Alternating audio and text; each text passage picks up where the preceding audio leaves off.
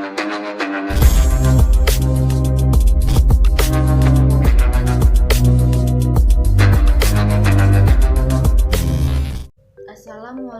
warahmatullahi wabarakatuh.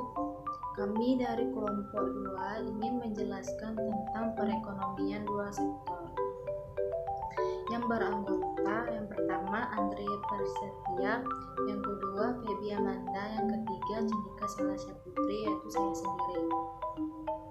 Di sini saya akan menjelaskan tentang fungsi konsumsi dan saving. Konsumsi merupakan kegiatan menggunakan barang dan jasa untuk memenuhi kebutuhan hidup. Konsumsi adalah semua penggunaan barang dan jasa yang dilakukan manusia untuk memenuhi kebutuhan hidupnya. Fungsi konsumsi. Fungsi konsumsi adalah satu kurva yang menggambarkan sifat hubungan di antara tingkat konsumsi rumah tangga dalam perekonomian dengan pendapatan nasional perekonomian tersebut. Fungsi konsumsi dapat dinyatakan dalam persamaan C sama dengan A tambah B Y, di mana C sama dengan tingkat konsumsi, A sama dengan konsumsi rumah tangga ketika pendapatan nasional adalah 0, B kecenderungan konsumsi marginal, dan Y tingkat pendapatan nasional.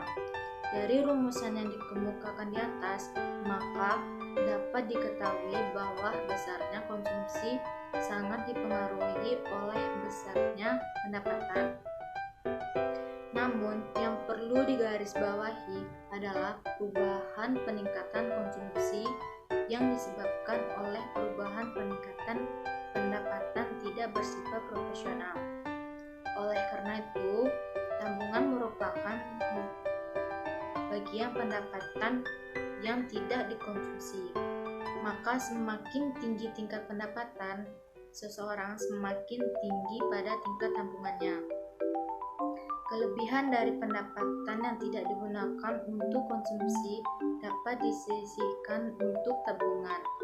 37 terdapat dua konsep untuk mengetahui sifat hubungan antara disposable income dengan konsumsi dan disposable income dengan tabungan, yaitu konsep kecenderungan mengkonsumsi dan kecenderungan menabung. Pengertian tabungan. Tabungan atau saving merupakan sisa pendapatan yang telah digunakan untuk pengeluaran konsumsi. Atau dengan kata lain, saving adalah sebagian dari pendapatan yang tidak dikonsumsi. Dalam lingkup ekonomi makro, tabungan atau saving dapat disebut sebagian daripada pendapatan nasional per tahun yang tidak dikonsumsi. Fungsi tabungan. Fungsi saving bila dituliskan dalam bentuk persamaan fungsional adalah sebagai berikut. S sama dengan Y kurang C. Apabila persamaan di atas dihubungkan dengan persamaan fungsi konsumsi, maka kita akan mendapatkan persamaan umum dari fungsi saving, yakni S sama dengan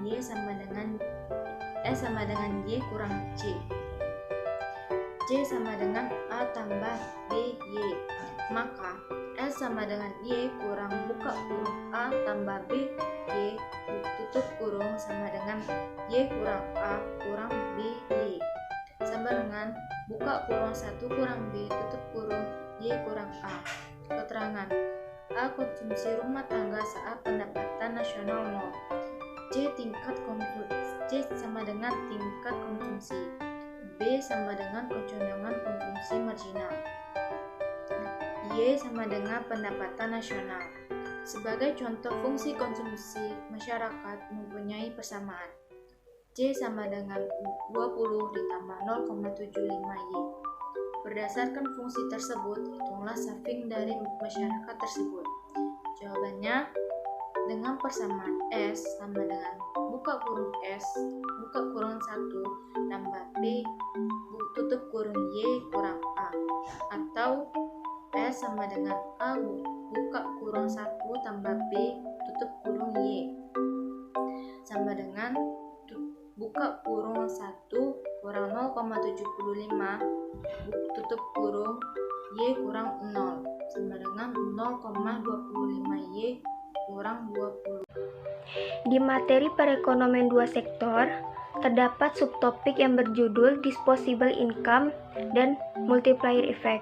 Disposable income atau pendapatan yang siap dibelanjakan adalah pendapatan yang dimanfaatkan guna untuk membeli barang atau jasa konsumsi yang selebihnya dapat dijadikan tabungan atau investasi.